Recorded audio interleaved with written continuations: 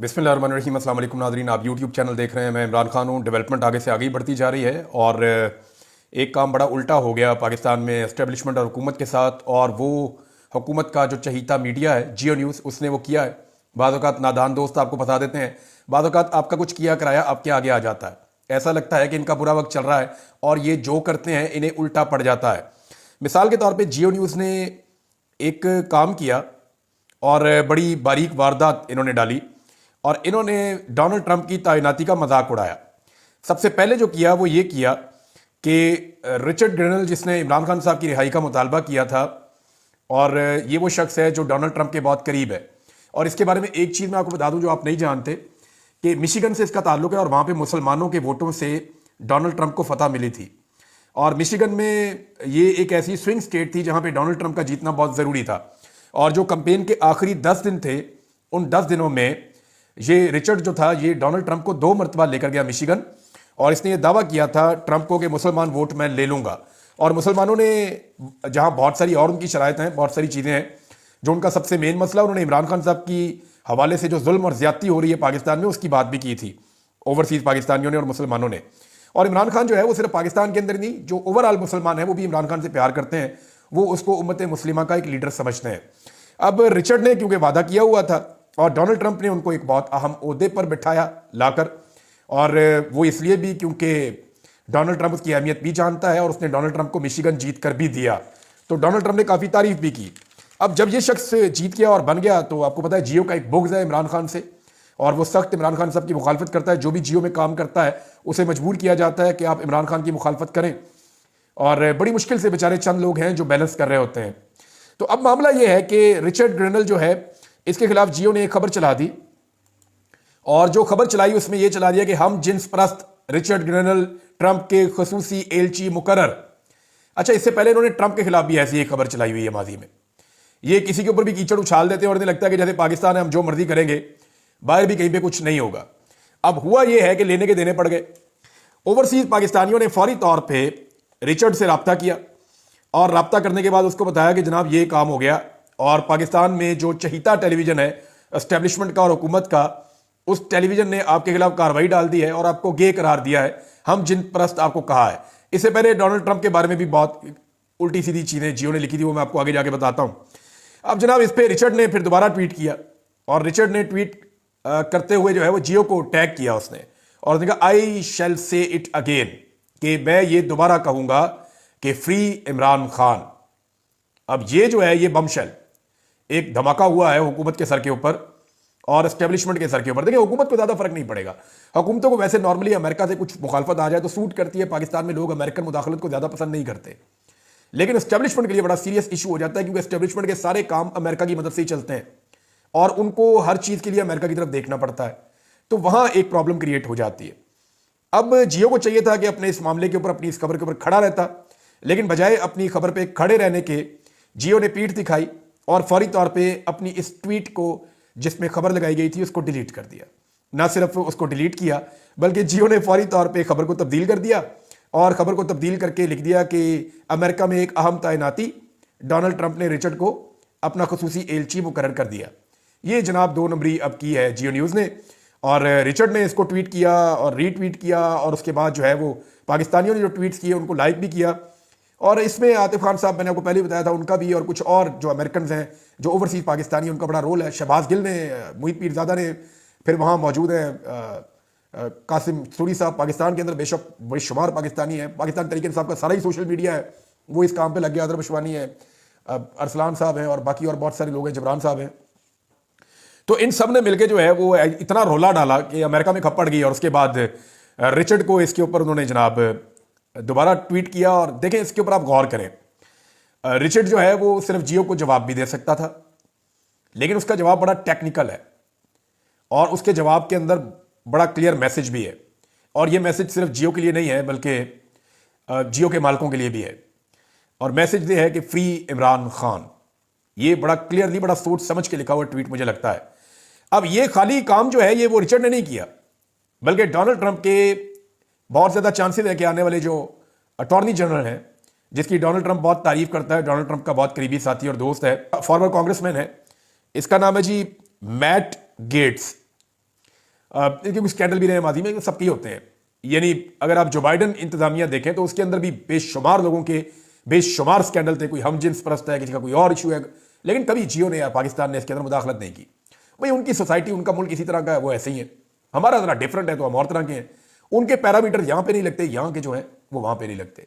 वहाँ पे लोग इन चीज़ों के लिए वोट डालते ही नहीं है। वो लोग देखते हैं कि जनाब ये आदमी अपने कॉलो फेल में कैसा है, ये हमारे मुल्क के लिए, हमारे इलाके के लिए कैसा है, ये हमारी पॉलिसीज़ को फॉलो करता है या नहीं करता। वो और तरह देखते हैं चीज़ों को। यहाँ पाकिस्तान में ज़रा और चीज़ें देखते हैं, पैरामीटर्स ज़रा मुख्तलिफ हैं। बहरहाल जियो ने जनाब खबर डिलीट कर दी। अब जियो कभी किसी को ताना नहीं दे सकेगा। यानी जियो इमरान खान को ये ताना नहीं दे सकता कि अमेरिका से पहले आपकी मुखालफत होती थी, अब आपकी हमायत क्यों होती है। भाई जियो ने खुद ट्वीट डिलीट कर दिया, बुज़दिल है, डर गए। तो डोनाल्ड ट्रंप की भी जनाब इन्होंने ट्रोलिंग की हुई है। डोनाल्ड ट्रंप की क्या ट्रोलिंग की है जरा वो भी खबर मैं आपको पढ़ के सुना देता हूँ। उसके ऊपर भी रोला पड़ गया है और शहबाज गिल एंड कंपनी और बाकी सारे लोग इस काम पे लग गए। इन्होंने जनाब डोनाल्ड ट्रंप के बारे में लिखा था कि रंगीन मिजाज अरबपति प्ले बॉय डोनाल्ड ट्रंप ने 3 शादियां की, दर्जनों खवातीन से जिनसी ताल्लुक रहा। ये जनाब जियो ने लिखा था। इसके ऊपर शहबाज गिल साहब ने सारा पोल खोलना शुरू कर दिया अंग्रेजी के अंदर। और पाकिस्तान तहरीक इंसाफ को एक फायदा यह है कि पाकिस्तान तहरीक इंसाफ के जो सपोर्टर्स हैं उनको अंग्रेजी आती है और वो पढ़े लिखे लोग हैं, तो वो फटाफट ट्रांसलेट करते हैं। सारी दुनिया को पता चल जाता है, एक ग्लोबल वर्ल्ड है, ग्लोबल विलेज है, तो दुनिया जो है इस वक्त वो सबको पता चल जाता है कि जनाब यहाँ पे ये हो रहा है और मेरे खिलाफ ये चीज़ हो रही है, मेरे हक में ये चीज़ हो रही है। और रिचर्ड को देखें आप तो इनके ट्वीट जाते हैं ज़्यादा से ज़्यादा 200, 300, 500, 700, 1000 तक बहुत मुश्किल कोई ट्वीट चाहता है इनका रीपोस्ट में।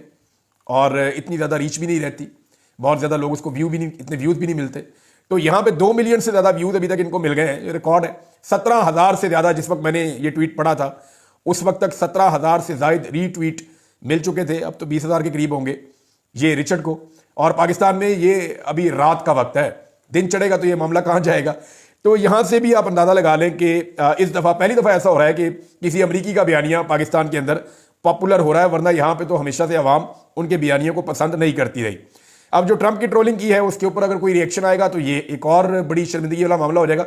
मेरी इन्फॉर्मेशन के मुताबिक जियो की बहुत ठीक ठाक क्लास हुई है और उस क्लास के बाद उन्होंने फिर ये चीज़ जो है वो डिलीट की और फिर अपनी खबर को बदला है। एस्टेब्लिशमेंट के लिए मुश्किलात खड़ी हो गई हैं क्योंकि अमेरिका में जो है वो पाकिस्तान के अंदर जो कुछ भी होता है उसको एस्टेब्लिशमेंट की ऐनक से वो देखते हैं। यानी वो ये मानने के लिए तैयार नहीं है कि पाकिस्तान के अंदर कोई बड़ी चीज़ अमेरिका के हवाले से हो और पाकिस्तान की एस्टेब्लिशमेंट का उसमें रोल ना हो। एक ट्रस्ट का डेफिसिट भी है, लेकिन वो पाकिस्तानी एस्टेब्लिशमेंट को हर चीज़ के लिए जिम्मेदार समझते हैं और बहुत हद तक ठीक भी समझते हैं।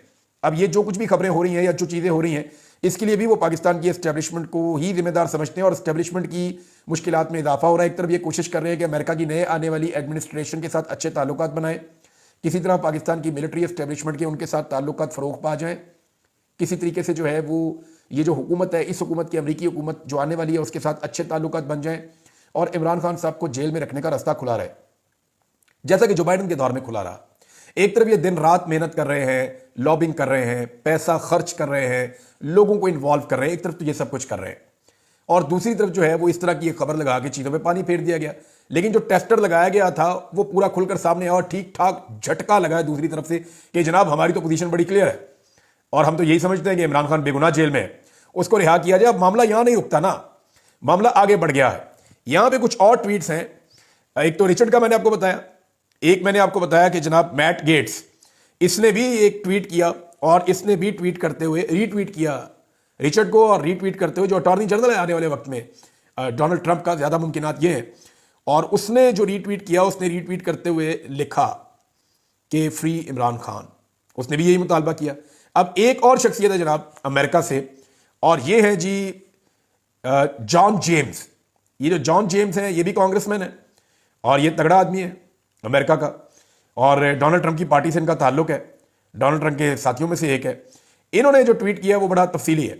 इन्होंने कहा कि कोई भी हुकूमत, मैं उर्दू में आपको ट्रांसलेट करके बता रहा हूं, वो अपने मासूम शहरियों को कत्ल नहीं कर सकती, कत्ल करने का जवाब नहीं रखती।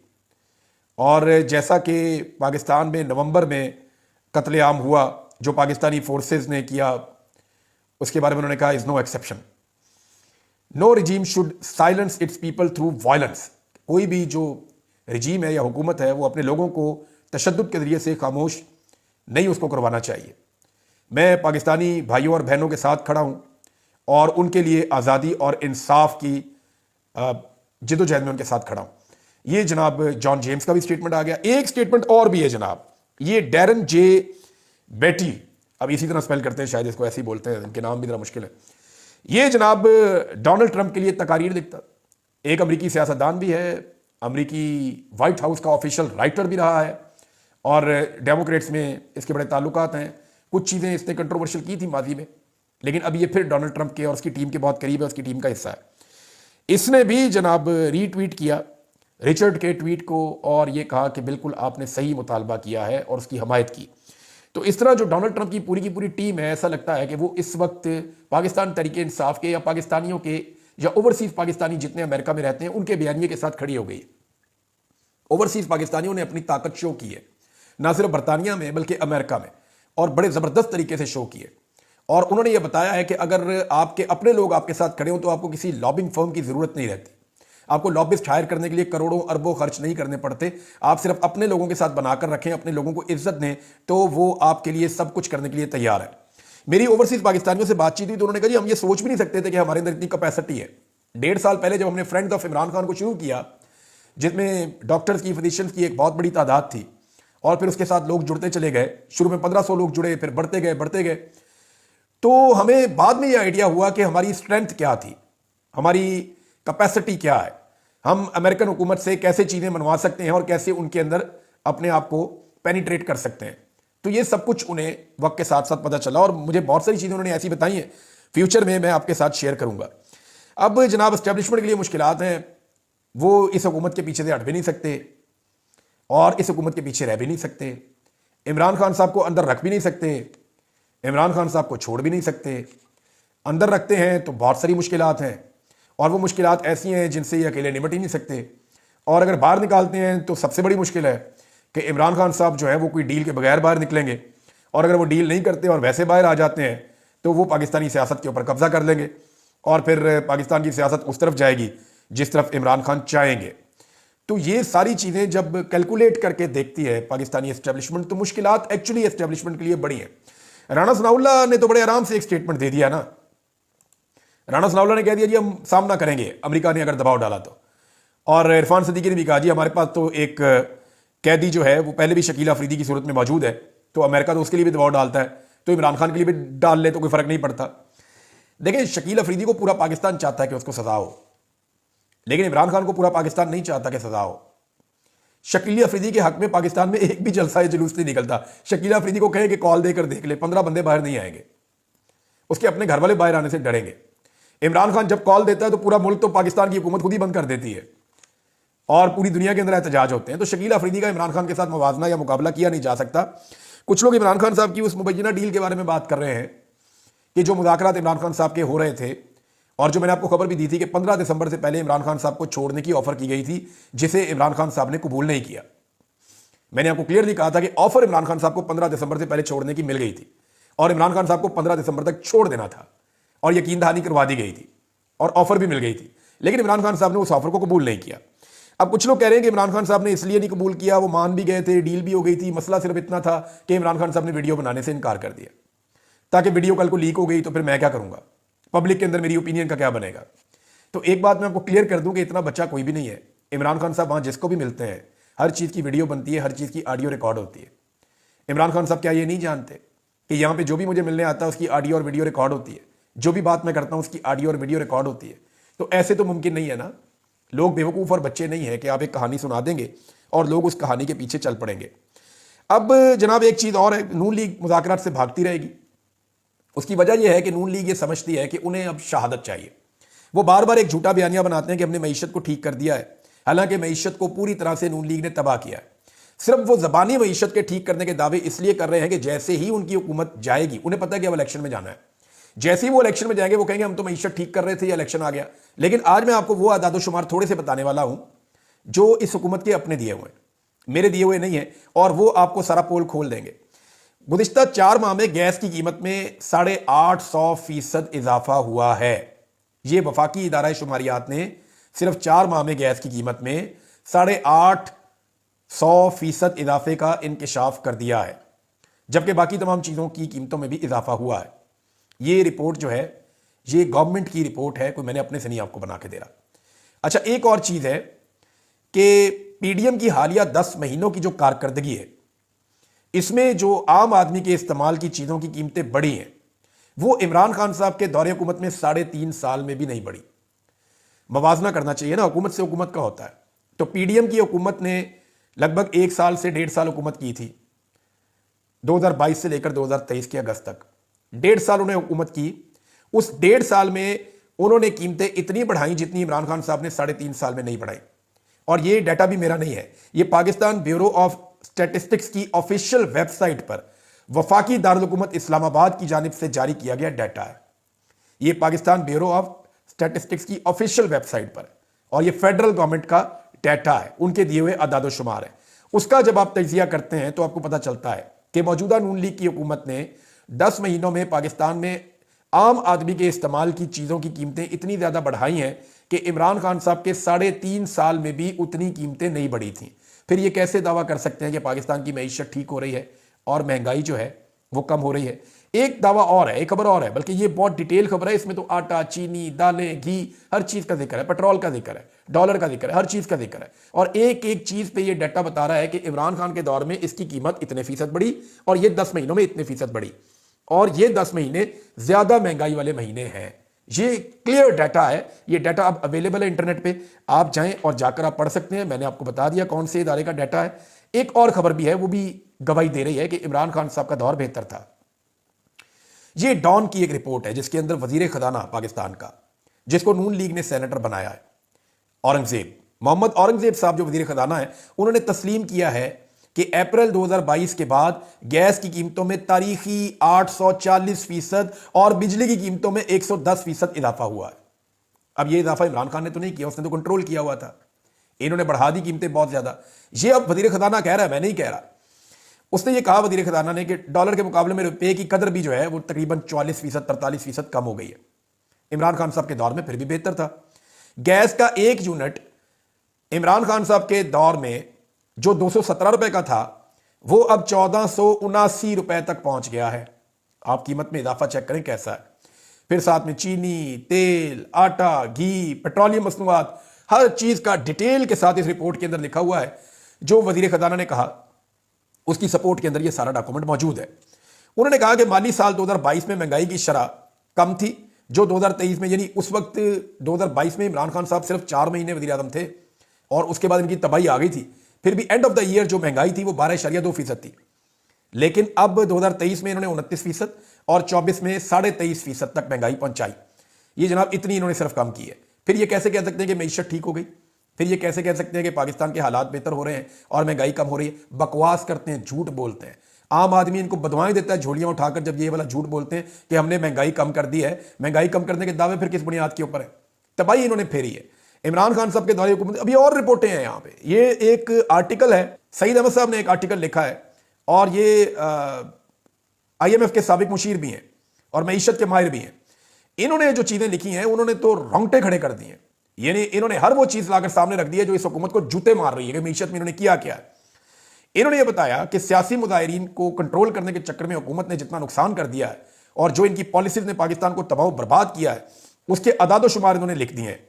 उन्होंने कहा GDP जो 6.17% पे इमरान खान के दौर में थी, वो 2023 में -0.17% पर आ गई, और इससे मईशत को $36 अरब का नुकसान हुआ है। IMF से आप $1 अरब लेने के लिए आप नाक रगड़ते हैं जमीन पे। $36 अरब का एक मईशत को नुकसान हुआ, और जो ज़र मुबादला के ज़खायर हैं वो भी कम हो गए, जिससे 42 अरब तक खसारा पहुंच गया, और सैलाब के फिर 10 अरब का और नुकसान हो गया। तो पाकिस्तान को ये हुकूमत इतनी महंगी पड़ी है। बेड़ा गर्क इन्होंने पाकिस्तान की मईशत का किया, और ये आलमी सत्ता के जो मईशतदान हैं वो ये डाटा बता रहे हैं, और ये हुकूमत की पॉलिसीज की वजह से है। इन्होंने बहुत तबाही फेरी है। खबरें और बड़ी थी मेरे पास, बड़ी इंटरेस्टिंग नाज़रीन, लेकिन वक्त बहुत लंबा चाहिए होता है, ज़्यादा बात कर नहीं सकता। ये चीज़ें मैंने आप तक पहुंचा दी हैं। सिर्फ इतना बताता हूं कि DG ISPR गए थे निमल यूनिवर्सिटी में। अगर कहीं उसकी वीडियो जारी हो जाए ना कि बच्चों ने क्या सवाल किया और वहां पे क्या जवाब आए, तो आपको समझ आएगी कि पाकिस्तानी यूथ क्या सोच रही है और उनको क्या समझाया जा रहा है। बड़ा इंटरेस्टिंग वो एक सेशन था। उसके ऊपर कुछ लोगों ने बात की है, फिर बात करेंगे बाद में। अब तक के लिए इतने, अपना ख्याल